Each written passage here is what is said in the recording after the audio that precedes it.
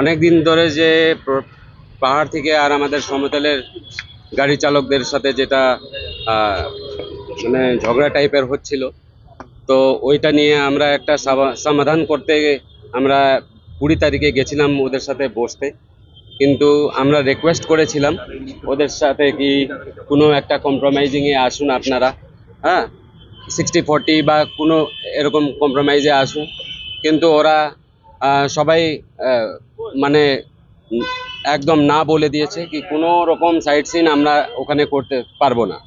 তো আমাদেরও কিছু লোকাল এমপ্লয়মেন্ট আছে যারা আমাদের রোজি রুটি মারা যাচ্ছে, আমাদের ড্রাইভারদের, আমাদের ট্রান্সপোর্টারদের।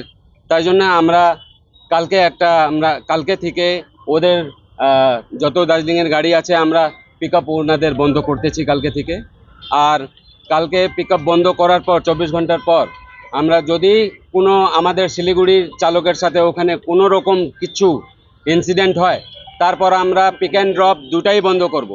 আর তারপরও যদি না হয় তাহলে আমরা বাধ্য হব আমাদের রোজি রুটির, আমার পেটের দায়ের জন্য আমরা পুরো স্টপ করতে আমরা আমরা নিব, আমরা ডিসিশন নিব। তাই জন্য আমরা আজকে এসডিও সাহেবকে প্রশাসনভাবে আমরা আগে থেকেই কাজ করে যাচ্ছি।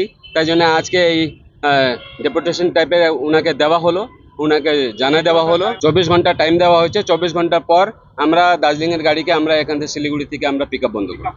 তারা ড্রপ করে যাবে, পিক আপ নিয়ে যাবে না, কোনো সমস্যা না। অ্যাভেলেবেল গাড়ি আমাদের শিলিগুড়িতে আছে, টাটা সুমো আছে, ছোট গাড়ি আছে, সব ট্যাক্সি গাড়ি আছে, আমাদের সব ট্যাক্সি গাড়ি আছে। ট্যুরিস্টদেরকে আমরা হেল্প করব, ট্যুরিস্টদেরকে আমরা নিয়ে যাব। আমরা ওদেরকে আমরা রিকোয়েস্ট করব যে ওরা এখান থেকে কোনো পিক আপ না করে। 500 মতন আছে। এইবার বড়দিনে টুরিস্ট আসবে 3000, 5000, 10,000, তখন উপরের গাড়ি যদি 300, 400, 500 গাড়ি হয়, তারা কি সাফিসিয়েন্ট সার্ভিস দিতে পারবে? তারা সাফিসিয়েন্ট সার্ভিস দিতে পারবে না। সেই ক্ষেত্রেও টুরিস্টদের একটা প্রবলেম হবে। আর আমাদেরও পেটের ব্যাপার আছে। আমাদের ড্রাইভার মালিক যাদের ইএমআই গাড়ি চলে, যারা ড্রাইভাররা চালায় গাড়ি, তাদেরও তো একটা পেটের ব্যাপার আছে।